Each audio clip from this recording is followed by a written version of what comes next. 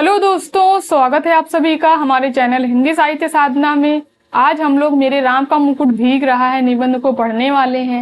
निबंध को पढ़ने के बाद हम लोग इस निबंध से जितने भी प्रश्न पूछे गए हैं यानी कि पीवाईक्यूज इस निबंध के और एमसीक्यूज को सॉल्व करेंगे और उसके बाद में हम लोग विद्या निवास मिश्र के निबंधों को भी देखेंगे, क्योंकि विद्या निवास मिश्र के निबंध से एक प्रश्न तो पेपर में पूछा ही जाता है। तो चलिए वीडियो को स्टार्ट करते हैं। मेरे राम का मुकुट भीग रहा है निबंध का प्रकाशन 1974 ईस्वी में हुआ था और इसके रचनाकार हैं विद्या निवास मिश्र। इस निबंध में लेखक ने पुरानी पीढ़ी और नई पीढ़ी के विचारों एवं व्यवहारों में अंतर एवं मध्यम वर्गीय व्यक्ति की समस्या, माँ के मन की चिंता एवं मनुष्य के जीवन की सार्थकता आदि विषयों पर अपना गंभीर चिंतन व्यक्त किया है। तो चलिए अब हम लोग निबंध को पढ़ना स्टार्ट करते हैं। महीनों से मन बेहद उदास है। उदासी की कोई खास वजह नहीं है। कुछ तबीयत ढीली, कुछ आसपास के तनाव और कुछ उनसे टूटने का डर। खुले आकाश के नीचे भी खुलकर सांस लेने की जगह की कमी। जिस काम में लगकर मुक्ति पाना चाहता हूँ उस काम में हजार बाधाएं कुल ले देकर उदासी के लिए इतनी बड़ी चीज नहीं बनती। फिर भी रात रात नींद नहीं आती। दिन ऐसे बीतते हैं जैसे भूतों के सपनों की एक रील पर दूसरी रील चढ़ा दी गई हो और भूतों की आकृतियां और डरावनी हो गई हो। इस निबंध में मैंने कुछ जो इम्पोर्टेंट पंक्तियां हैं उनको हाईलाइट कर दिया है। जब हम लोग सारे निबंध पढ़ लेंगे तब आप लोगों को इस हाईलाइट पॉइंट वाली जो पीडीएफ है वो मैं टेलीग्राम में अपने सेंड कर लूंगी, तो वहां से आप लोग इस पीडीएफ को ले सकते हैं। इसलिए कभी कभी तो बड़ी से बड़ी परेशानी करने वाली बात हो जाती है और कुछ भी परेशानी नहीं होती। उल्टे ऐसा लगता है जो हुआ एक सहज क्रम में हुआ, ना होना ही कुछ अटपटा होता है और कभी कभी बहुत मामूली सी बात भी भयंकर चिंता का कारण बन जाती है। अभी 2-3 रात पहले मेरे एक साथी संगीत का कार्यक्रम सुनने के लिए 9 बजे रात गए। साथ में जाने के लिए मेरे एक चिरंजीवी ने और मेरी एक मेहमान महानगरीय वातावरण में पली कन्या ने अनुमति मांगी। ये लाइन पेपर में आ चुकी है। शहरों की आजकल की असुरक्षित स्थिति का ध्यान करके इन दोनों को जाने तो नहीं देना चाहता था, पर लड़कों का मन भी तो रखना होता है। कह दिया 1-1.5 घंटे सुनकर चले आना। रात के 12 बजे लोग नहीं लौटे। गृहिणी बहुत उद्विग्न हुई, झल्लाई। साथ में गए मित्र पर नाराज होने लगी, संकल्प बोलने लगी। इतने में जोर की बारिश आ गई। छत से बिस्तर समेट कर कमरे में आ गया। गृहिणी को समझाया बारिश थमेगी, आ जाएंगे। संगीत में मन लग जाता है तो उठने की तबीयत नहीं होती। तुम सो जाओ, ऐसे बच्चे नहीं हैं। पत्नी किसी तरह शांत होकर सो गई, पर मैं उकुला उठा। बारिश निकल गई, ये लोग नहीं आए। बरामदे में कुर्सी लगाकर राह जोहने लगा। दूर कोई भी आहट होती तो उद्विग्न होकर फाटक की ओर देखने लगता। रह रहकर बिजली चमक जाती और सड़क दीप्त जाती थी, पर सामने की सड़क पर कोई रिक्शा नहीं, कोई चिरई का पूत नहीं। एकाएक कई दिनों से मन में मुड़ती घुमड़ती पंक्तियां गूंज आई। मोरे राम के भीजे मुकुटवा, लक्ष्मण के पुटुकुआ, मोरी सीता के भीजे सेनुरुआ, ता राम घर लौटी हैं।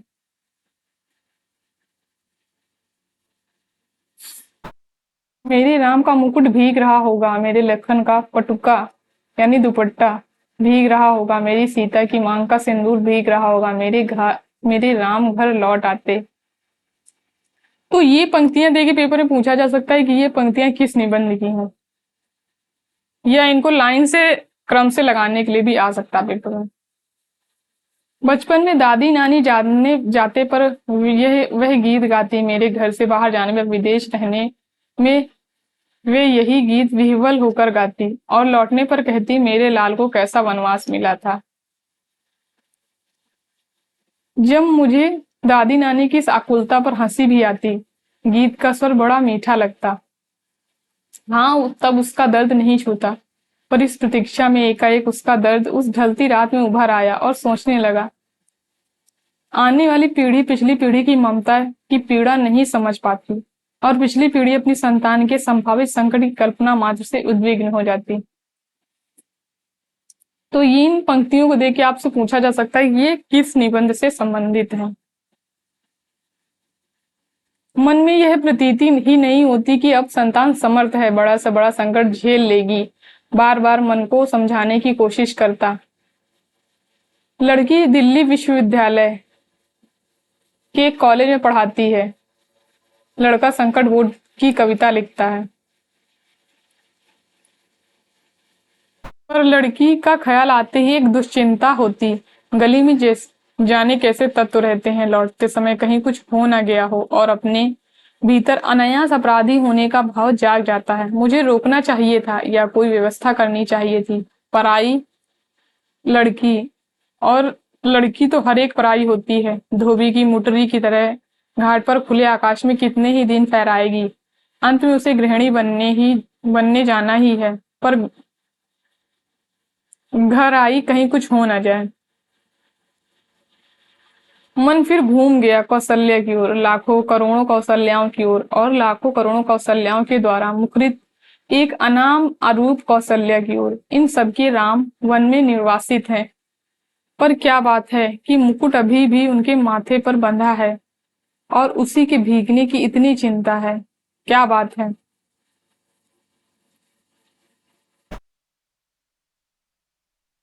आज भी काशी की रामलीला आरंभ होने के पूर्व एक निश्चित मुहूर्त में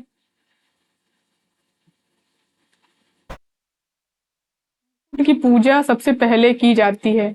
क्या बात है। किसकी पूजा की जाती है? मुकुट की। क्या बात है। तुलसीदास ने कानन को सत अवध समाना कहा और चित्रकूट में ही पहुंचने पर उन्हें कली की कुटिल कुचाल दिख पड़ी। क्या क्या बात है। आज भी वनवासी धनुर्धर राम ही लोकमानस के राजा राम बने हुए हैं। कहीं ना कहीं इन सबके बीच एक संगति होनी चाहिए। अभिषेक की बात चली, मन में अभिषेक हो गया और मन में राम के साथ राम का मुकुट प्रतिष्ठित हो गया, मन में प्रतिष्ठित हुआ। इसलिए राम ने राजकीय वेश में उतारा, राजकीय पद से उतरे, राजकीय भोग का परिहार किया। पर मुकुट तो लोगों के मन में था, कौशल्या के मात्र स्नेह में था। वह कैसे उतरता? वह मस्तक पर विराजमान रहा और राम भीगे तो भीगे, मुकुट ना भीगने पाए, इसकी चिंता बनी रही।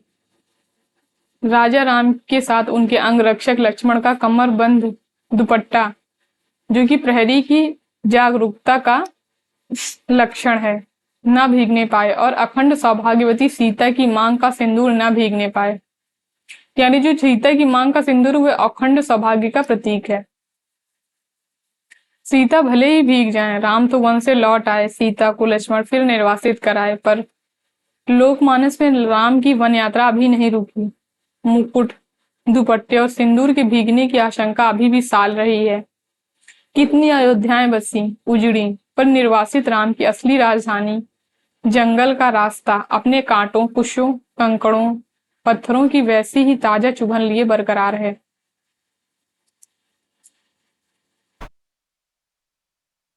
क्योंकि जिनका आसरा साधारण गंवार आदमी भी लगा सकता है, वे राम तो सदा ही निर्वासित रहेंगे और उनके राजपाट को संभालने वाले भरत अयोध्या के समीप रहते हुए भी उनसे भी अधिक निर्वासित रहेंगे।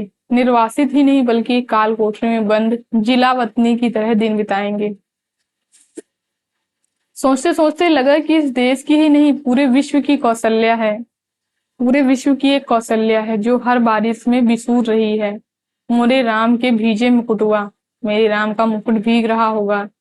मेरी संतान, ऐश्वर्य की अधिकारिणी संतान वन में घूम रही है, उसका मुकुट, उसका ऐश्वर्य भीग रहा है। मेरे राम कब घर लौटेंगे? मेरे राम के सेवक का दुपट्टा भीग रहा है, पहरुए का कमरबंद भीग रहा है, उसका जागरण भीग रहा है।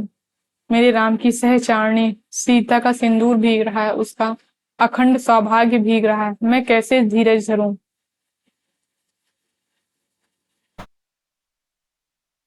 मनुष्य की सनातन नियति से एकदम आतंकित हो उठा ऐश्वर्य और निर्वासन दोनों साथ साथ चलते हैं। जिसे ऐश्वर्य सौंपा जाने को है उसका निर्वासन पहले से ही बता है। जिन लोगों के बीच रहता हूँ वे सभी मंगल नाना के नाती हैं। वे मुद मंगल में ही रहना चाहते हैं। मेरे जैसे आदमी को वे निराशावादी समझकर बिरादरी से बाहर ही रखते हैं। डर लगता है कहीं उड़कर उन्हें भी दुख न लग जाए। ये इंपॉर्टेंट पंक्ति है। पर मैं अशेष मंगल कांक्षाओं के पीछे झांकती हुई दुर्विनार शंकाकुल आंखों में झांकता हूं तो मंगल का सारा उत्साह फीका पड़ जाता है और बंधनवार बंधनवार न दिखकर बटोरी हुई रस्सी की शक्ल में कुंडली मारे नागिन दिखती है। मंगल घट औंधाई हुई अथफुटी गगरी दिखती है। उत्सव की रोशनी का तमाम ताम झाम धुओं की गांठों का अंबार दिखता है।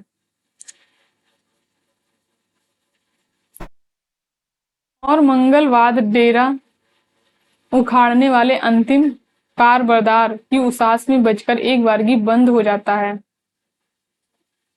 लागत अवध भयावह भारी मानो काल रात अंधियारी घोर जंतु संपुर नर नारी डरपहि एक ही एक निहारी। ये पंक्तियां पेपर में क्रम से लगाने के लिए आई थी।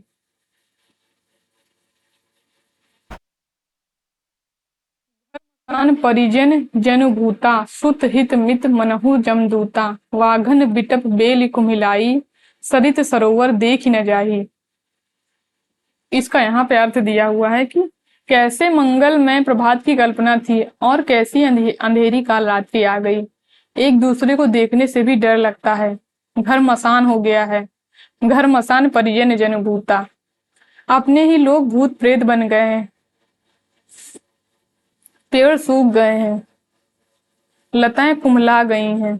वाघन बिटप बेली कुम्हलाई, नदियों और सरोवरों को देखना भी दुस्सह हो गया है। सरित सरोवर देख ही न जाए, इसलिए कि केवल इसलिए कि जिसका ऐश्वर्य से अभिषेक हो रहा था वह निर्वासित हो गया है। तो लोग आप इन पंक्तियों को याद रखेंगे क्योंकि ये पंक्तियां देखकर भी पूछा जा सकता है कि ये किस निबंध में आई हैं। ये पंक्तियां उत्कर्ष की ओर उन्मुख समष्टि का चैतन्य अपने ही घर से बाहर कर दिया गया। उत्कर्ष की मनुष्य की ऊर्ध्वोन्मुख चेतना की यही कीमत सनातन काल से अदा की जाती रही है। इसलिए जब कीमत अदा कर ही दी गई तो उत्कर्ष कम से कम सुरक्षित रहे, यह चिंता स्वाभाविक हो जाती है। राम भीगे तो भीगे, राम के उत्कर्ष की कल्पना न भीगे। वह हर बारिश में हर दुर्दिन में सुरक्षित रहे। नर के रूप में लीला करने वाले नारायण निर्वासन की व्यवस्था झेलें पर नर रूप में उनकी ईश्वरता का बहुत दमकता रहे। पानी की बूंदों की झालर में उसकी दीप्ति छिपने न पाए। उस नारायण की सुख सेज बने अनंत के अवतार लक्ष्मण भले ही भीगते रहें पर उनका दुपट्टा, उनका अहर्निश जागर न भीगे। शेषी नारायण के ऐश्वर्य का गौरव अनंत शेष के जागर संकल्प से ही सुरक्षित हो सकेगा और इन दोनों का गौरव जगजननी आद्य शक्ति के अखंड सौभाग्य सीमंत सिंदूर से रक्षित हो सकेगा। उस शक्ति का एक निष्ठ प्रेम पाकर राम का मुकुट है क्योंकि राम का निर्वासन वसुधा सीता का दोहरा निर्वासन है। राम तो लौट कर राजा होते हैं पर रानी होते हुए भी सीता राम द्वारा वन में निर्वासित कर दी जाती हैं। राम के साथ लक्ष्मण है, सीता है। सीता वन्य पशुओं से घिरी विजन में सोचती हैं, प्रसव की पीड़ा हो रही है, कौन इस वेला में सहारा देगा, कौन प्रसव के समय प्रकाश दिखलाएगा, कौन मुझे संभालेगा, कौन जन्म के गीत गाएगा। कोई गीत नहीं गाता। सीता जंगल की सूखी लकड़ी बिनती हैं, जलाकर अंजोर करती हैं, यानी कि जलाकर उजाला करती हैं और जुड़वा बच्चों का मुख निहारती हैं।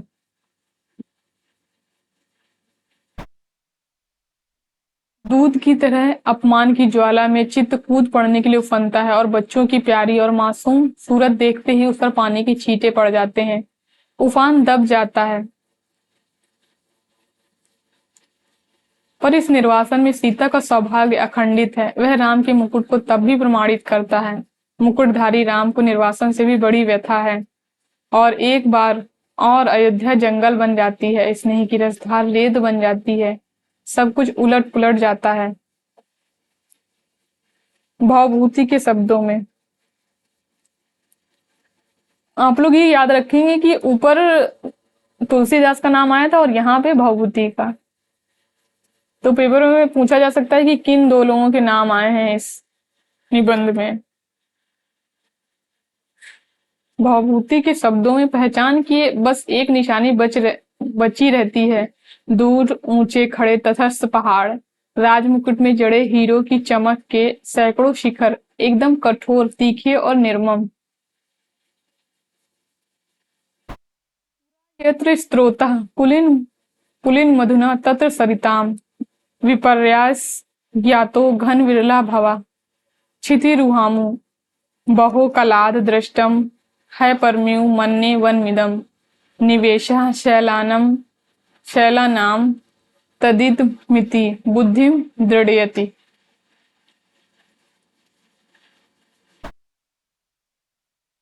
ये इंपॉर्टेंट पंक्तियां हैं।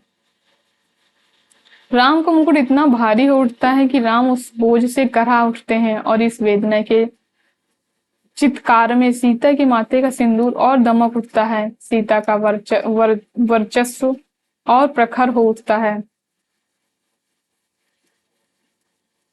कुर्सी पर पड़े पड़े यह सब सोचते सोचते 4 बजने को आए। इतने में दरवाजे पर हल्की सी दस्तक पड़ी। चिरंजीवी, जो यानी कि वो जो लड़का था लेखक का, उसका नाम चिरंजीवी यहाँ दिया है और लड़की का नाम कृष्णा। चिरंजीवी निचली मंजिल से ऊपर नहीं चढ़े। सहमी हुई कृष्णा, मेरी मेहमान लड़की बोली, दरवाजा खोलिए। तो इन दोनों के आप नाम याद रखेंगे, चिरंजीवी और कृष्णा। आंखों में इतनी कातरता की कुछ कहते ही नहीं बना। और ये लड़की दिल्ली विश्वविद्यालय में पढ़ाती है और ये संकट बोध की कविता लिखता है। आप हम लोग ऊपर देख चुके हैं। ये सिर्फ इतना कहा कि तुम लोगों को इसका क्या अंदाजा होगा कि हम कितने परेशान रहे। भोजन दूध धरा रह गया, किसी ने छुआ भी नहीं। मुंह ढांप कर सोने का बहाना शुरू हुआ। मैं भी स्वस्ति की सांस लेकर बिस्तर पर पड़ा, पर अर्धचेतन अवस्था में फिर जहां खोया हुआ था वहीं लौट आया। अपने लड़के घर लौट आए, बारिश से नहीं संगीत से भीग कर। मेरी दादी नानी के गीतों के राम, लखन और सीता अभी भी वन में भीग रहे हैं। तेज बारिश में पेड़ की छाया और दुखद हो जाती है। पेड़ की हर पत्ती से टप टप बूंदें पड़ने लगती हैं। तने पर टिके तो उसकी हर नस नस में अप्लावित होकर बारिश पीठ गलाने लगती है। जाने कब से मेरे राम भीग रहे हैं और बादल है कि मूसलाधार धरकाए चले जा रहे हैं। इतने में मन में एक चोर धीरे से फुसफुसाया, राम तुम्हारे कब से हुए, तुम जिसकी बुनाहट में पहचान नहीं आती, जिसकी बुनाहट पहचान में नहीं आती, जिसके व्यक्तित्व के ताने बाने तार तार होकर अलग हो गए हैं। तुम्हारे कहे जाने वाले कोई भी हो सकते हैं कि वह तुम कह रहे हो मेरे राम। और चोर की बात सच लगती है। मन कितना बटा हुआ है, मनचाही और अनचाही दोनों तरह की 1000 चीजों में। दूसरे कुछ पतियाएं भी, पर अपने ही भीतर प्रतीति नहीं होती कि मैं किसी का हूं या कोई मेरा। पर दूसरी ओर यह भी सोचता हूं कि क्या बार बार विचित्र से अनमनेपन में अकारण चिंता किसी के लिए होती है? वह चिंता क्या पराये के लिए नहीं होती? वह चिंता क्या पराये के लिए होती है? वह क्या कुछ भी अपना नहीं है? फिर इस अनमनेपन में भी क्या राम अपनाने के लिए हाथ नहीं बढ़ाते आए हैं? क्या ना कुछ ना होना और ना कुछ बनाना ही अपनाने की उनकी बढ़ी हुई शर्त नहीं है? तार टूट जाता है, मेरे राम का मुकुट भीग रहा है, यह भीतर से कहाँ पाऊं? अपनी उदासी से ऐसा चिपकाव, अपने सकरे से दर्द से ऐसा रिश्ता। राम को अपना कहने के लिए केवल उनके लिए भरा हुआ हृदय कहाँ पाऊं। मैं शब्दों के घने जंगलों में घिर गया हूँ। जानता हूँ इन्हीं जंगलों के आसपास किसी टेकरी पर राम की पर्णकुटी है, पर इन उलझाने वाले शब्दों के अलावा मेरे पास कोई राह नहीं। शायद सामने उपस्थित अपने ही मनोराज्य के युवराज, अपने बचे खुचे स्नेह के पात्र, अपने भविष्य की संकट चिंता में राम के निर्वासन का जो ध्यान आ जाता है, उनसे उनसे भी उनसे भी अधिक एक बिजली से जगमगाते शहर में एक पढ़ी लिखी चंद दिनों की मेहमान लड़की के एक रात कुछ देर से लौटने पर अकारण चिंता हो जाती है। उसमें सीता का ख्याल आ जाता है। वह राम के मुकुट या सीता के सिंदूर के भीगने की आशंका से ना जोड़े।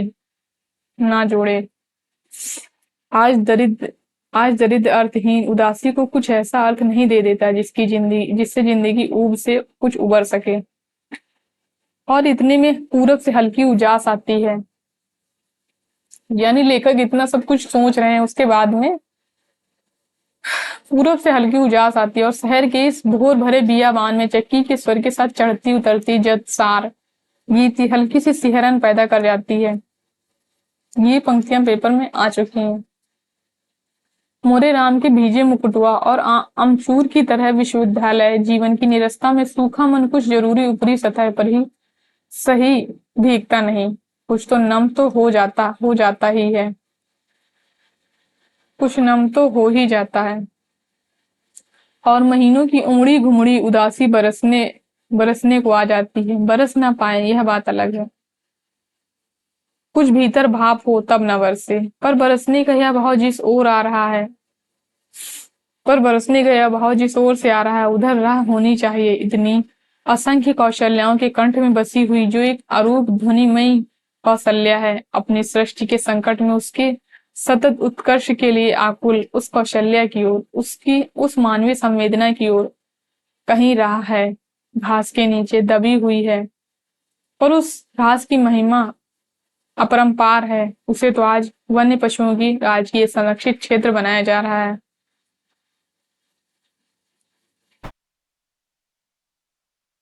नीचे ढकी हुई राह तो सैलानियों के घूमने के लिए, वन्य पशुओं के प्रदर्शन के लिए, फोटो खींचने वालों की चमकती छवि यात्राओं के लिए बहुत ही रमणीक स्थली बनाई जा रही है। उस राह पर तुलसी और उनके मानस के नाम पर बड़े बड़े तमाशे होंगे, फुलझड़ियां दगेंगी, सैर सपाटे होंगे, पर वह राह ढकी ही रह जाएगी केवल चक्की का स्वर, श्रम का स्वर, टहलती रात में, भीगती रात में अनसोए वात्सल्य का स्वर राह तलाशता रहेगा। किस ओर राम मुड़े होंगे बारिश से बचने के लिए, किस ओर बता दो सखी। यहां से हमारा निबंध खत्म होता है। अब हम लोग इस निबंध के यह किस निबंध संग्रह में संकलित है ये हम लोग देखेंगे। फिर उसके बाद में पीवाईक्यूज को सॉल्व करेंगे। मेरे राम का मुकुट भीग रहा है निबंध जो है वो मेरे राम का मुकुट भीग रहा है निबंध संग्रह में संकलित है।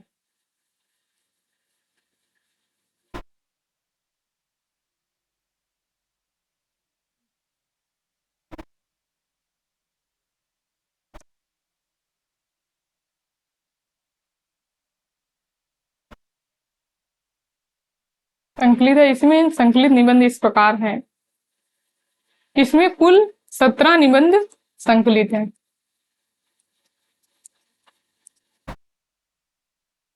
निबंध है मुकुट, मेला और नुपुर, विंध्य की धरती का वरदान, अमरकंटक की सालती स्मृति, राष्ट्रपति की छाया, बेतवा के तीर पर हुई शिला सब चंद्रमुखी, रेवा से रीवा, कलचुरियों की राजधानी गुर्गी, रुपहला धुआं, मेघदूत का संदेश, स्वाधीनता युग के कटघरे में हिंदी।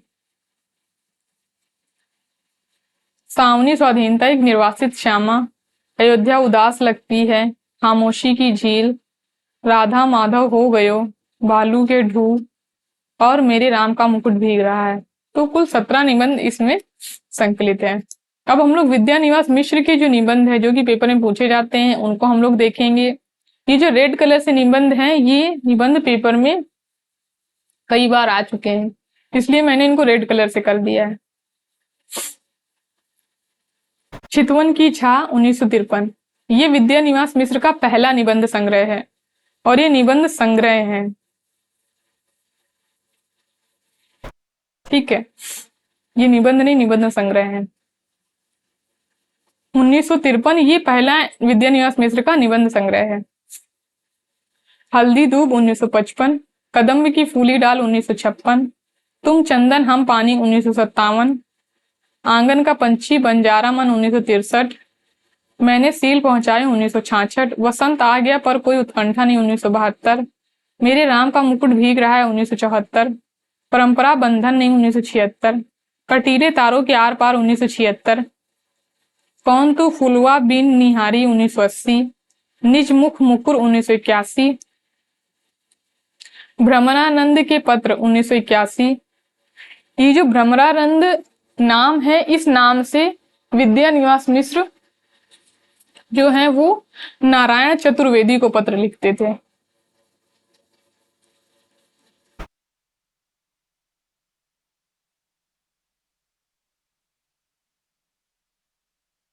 तो ये आप लोग याद रखेंगे, इस उपनाम से, भ्रमरानंद उपनाम से नारायण चतुर्वेदी को पत्र लिखते थे। तमाल के झरोखे 1981, अस्मिता के लिए 1981, संचारणी 1982, अंगद की नियति 1984, लागो रंग हरी 1995, गांव का मन 1995, नैरंतर्य और चुनौती 1988, शेफाली झर रही है 1989, भावपुरुष श्री कृष्ण 1990, सोहम 1991, जीवन अलभ्य है जीवन सौभाग्य है 1991। और विद्यानिवास मिश्र को पद्म भूषण सम्मान भी मिला था, ये भी आप लोग याद रखेंगे।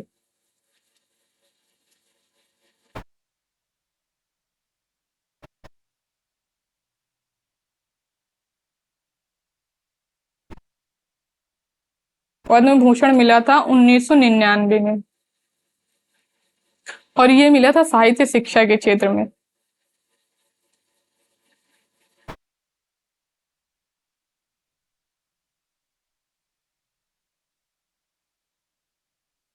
ठीक है, तो ये चीज आप लोग ये पॉइंट याद रखेंगे कि इनको पद्म भूषण मिला था और साहित्य शिक्षा के क्षेत्र में मिला था। फिर है देश धर्म और साहित्य 1992, नदी नारी और संस्कृति 1993, फागुन दुई रे दीना 1994, बूंद मिले सागर में 1994, पीपल के बहाने 1994, शिरीष की याद आई 1995, भारतीय चिंतन धारा 1995, साहित्य का खुला आकाश 1996, लोक और लोक स्वर, लोक और लोक का स्वर 2000, गिर रहा है आज पानी 2001, स्वरूप विमर्श 2001, रथ यात्रा 2002, गांधी का करुण स्वर 2002, थोड़ी सी जगह दे 2004, कितने मोर्चे 2007, साहित्य के सरोकार 2007। तो कुल 40 निबंध सरस्वती पांडे और गोविंद पांडे जो बुक है उसमें इतने निबंध संग्रह दिए थे विद्यानिवास मिश्र के, तो मैंने सारे ले लिए हैं। इतने सारे निबंध संग्रह हैं, इन्हीं से पेपर में प्रश्न पूछे जाते हैं। ठीक है, तो हम लोग चलते हैं पीवाईक्यूज को। पहले पीवाईक्यूज को देखेंगे, उसके बाद में हम लोग एमसीक्यूज को सॉल्व करेंगे। तो क्वेश्चन नंबर 1 है, विद्यानिवास मिश्र के निबंध मेरे राम का मुकुट भीग रहा है का प्रकाशन क्या है, प्रकाशन वर्ष क्या है? 1972, ऑप्शन बी 1973, ऑप्शन सी 1974 या ऑप्शन डी 1975। तो इसका राइट आंसर हो जाएगा ऑप्शन सी, 1974 में इसका प्रकाशन हुआ था।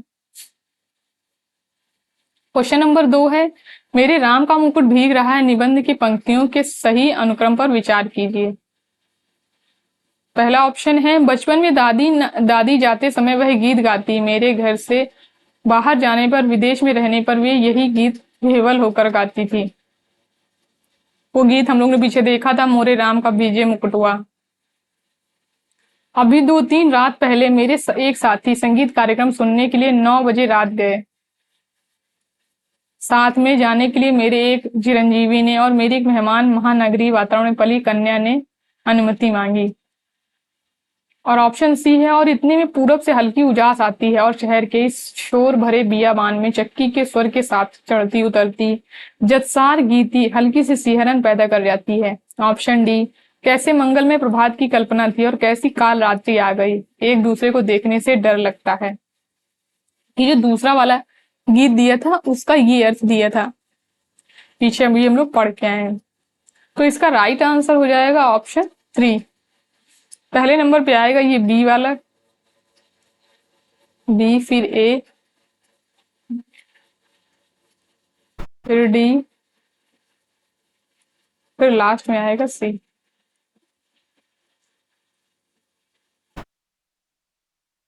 क्वेश्चन नंबर तीसरा है, मेरे नाम का मुकुट भीग रहा है में आई पंक्तियों का सही अनुक्रम है।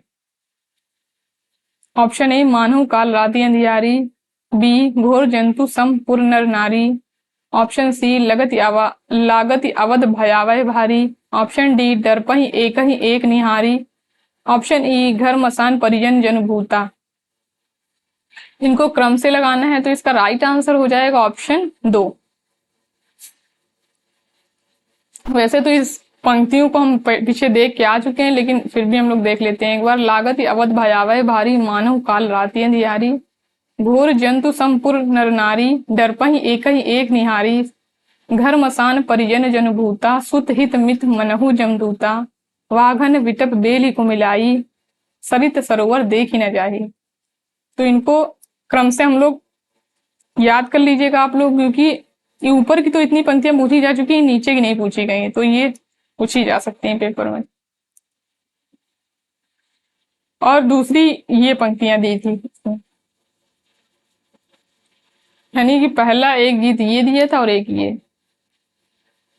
क्वेश्चन नंबर 4 है, निम्नलिखित में से कौन विद्यान्यास मिश्र कृत निबंध नहीं है। ऑप्शन ए, साहित्य के सरोकार, ऑप्शन बी, कविता का सुख, ऑप्शन सी, छोटे छोटे सुख, एक मिनट, कविता का देश, ऑप्शन सी, छोटे छोटे सुख, ऑप्शन डी, व्यक्ति व्यंजक गद्य। तो इसका राइट आंसर हो जाएगा ऑप्शन सी, छोटे छोटे सुख जो निबंध है वो विद्यान्यास मिश्र का निबंध नहीं है।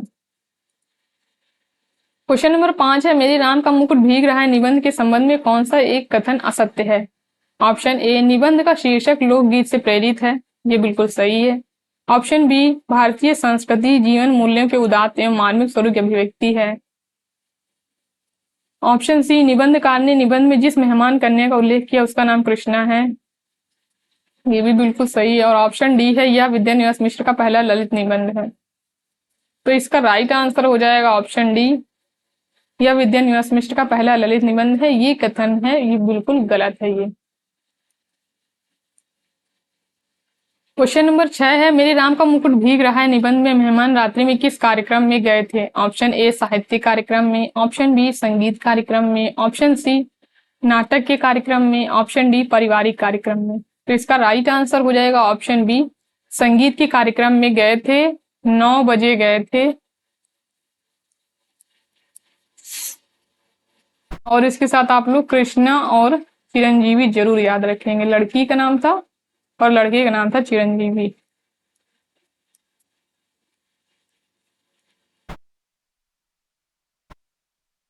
क्वेश्चन नंबर 7 है, विद्यान्यास मिश्र द्वारा रचित निबंध है। ऑप्शन ए, अस्मिता के लिए, ऑप्शन बी, किस किस को नमन करूं, ऑप्शन सी, अंगद की नियति, और ऑप्शन डी है, कुछ चंदन की कुछ कपूर की। तो इसका राइट आंसर हो जाएगा ऑप्शन ए और सी, अस्मिता के लिए और अंगद की नियति। ये दोनों ही निबंध जो हैं ये विद्यान्यास मिश्र के निबंध हैं। इसका प्रकाशन वर्ष है 1981 और इसका प्रकाशन वर्ष है अंगद की नियति का 1984। और ये दोनों जो निबंध हैं ये विद्यान्यास मिश्र के निबंध नहीं हैं। किस किस को नमन करूं, ये निबंध है शिव प्रसाद सिंह का।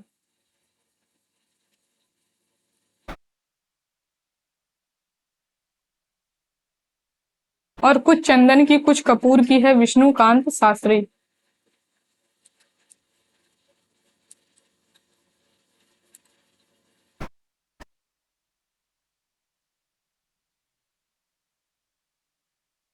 और ऐसा ही निबंध है विद्यानिवास मिश्र का तुम चंदन हम पानी। क्वेश्चन नंबर 8 है प्रकाशन वर्ष की दृष्टि से विद्यानिवास मिश्र के निबंध संग्रहों का सही अनुक्रम है। ऑप्शन ए लागो रंग हरी, ऑप्शन बी परंपरा बंधन नहीं, ऑप्शन सी आंगन का पक्षी बंजारा मन, ऑप्शन डी चितवन की छा। तो इसका राइट आंसर हो जाएगा ऑप्शन 2।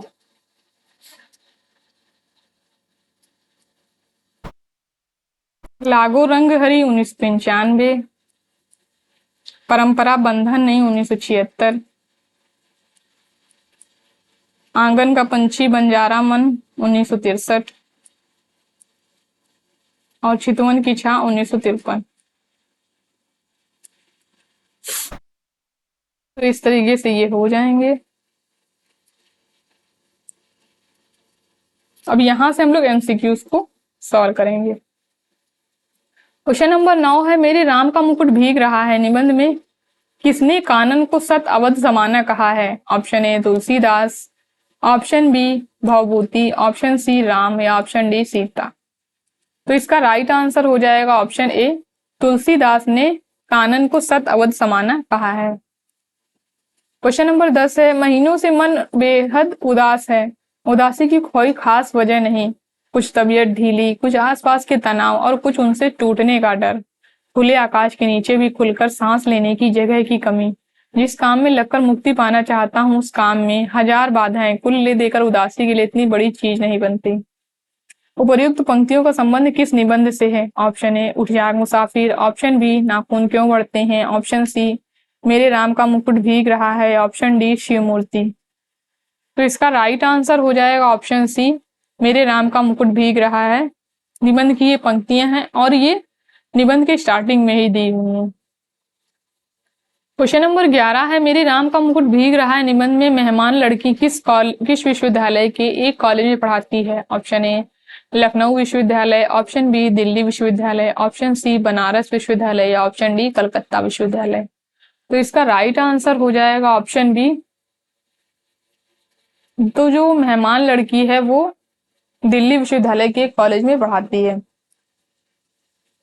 क्वेश्चन नंबर 12 है पुरा यत्र स्त्रोतः पुलिन मधुना तत्र सरितम विपर्यायस या तो घन विरल भवा क्षितिरुहामु बहो कलाद दृष्टम है परम्यु मन्ने वनमिदम निवेशः शैलानाम तदित मिति बुद्धि दृढ़यति। उपर्युक्त पंक्तियां मेरे राम का मुकुट भीग रहा निबंध में किसकी हैं। Option A Tulsidas, option B Bhavbhuti, option C Keshavdas या ऑप्शन डी भामय। तो इसका राइट आंसर हो जाएगा ऑप्शन बी, ये भवभूति की पंक्तियां हैं। क्वेश्चन नंबर 13 है काशी की रामलीला में आरंभ होने से के पूर्व एक निश्चित मुहूर्त में किसकी पूजा सबसे पहले की जाती है। Option A Ram, option B Sita, option C मुकुट या ऑप्शन डी धनुष। तो इसका राइट आंसर हो जाएगा ऑप्शन सी, मुकुट की पूजा सबसे पहले की जाती है। क्वेश्चन नंबर 14 है निम्न में से कौन सा युग्म सही है। तो इधर ये प्रतीक दिए हुए हैं और उधर उनका अर्थ, ये प्रतीक है और ये अर्थ। तो आपको बताना है कि इनमें से कौन सा सही है। ऑप्शन ए है राम का मुकुट ऐश्वर्य का प्रतीक है, सॉरी राम के मुकुट का अर्थ ऐश्वर्य है, राम लक्ष्मण का दुपट्टा जागरण, सीता का सिंदूर अखंड सौभाग्य और या उपर्युक्त सभी।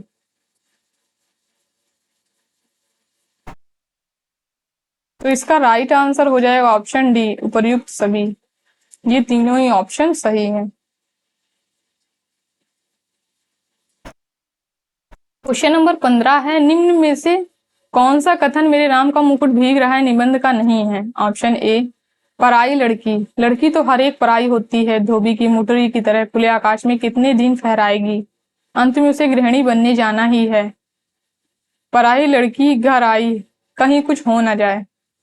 ऑप्शन बी आने वाली पीढ़ी पिछली पीढ़ी की ममता की पीड़ा नहीं समझ पाती और पिछली पीढ़ी अपनी संतान के संभावित संकट की कल्पना मात्र से उद्विग्न हो जाती है। ऑप्शन सी अभिषेक की बात चली मन में अभिषेक हो गया। ऑप्शन डी लड़की कलकत्ता विश्वविद्यालय के कॉलेज में पढ़ाती है और लड़का संकट बोध की कविता लिखता है। Option E. उस घास की महिमा अपरंपार है, उसे तो आज वन्य पशुओं का राजकीय संरक्षित क्षेत्र बनाया जा रहा है। नीचे की ढकी हुई राह राह राह तो सैलानियों के घूमने के लिए, वन्य पशुओं के प्रदर्शन के लिए, फोटो खींचने वालों की चमकती छवि यात्राओं के लिए बहुत ही रमणीक स्थली बनाई जा रही है। तो इसमें आपको बताना है कौन सा जो कथन है वो सही नहीं है। तो इसका राइट आंसर हो जाएगा ऑप्शन डी, लड़की दिल्ली विश्वविद्यालय में पढ़ाती है, इसलिए ये कथन गलत हो जाएगा। और लड़का संकट बोध की कविता लिखता है, ये बिल्कुल सही है।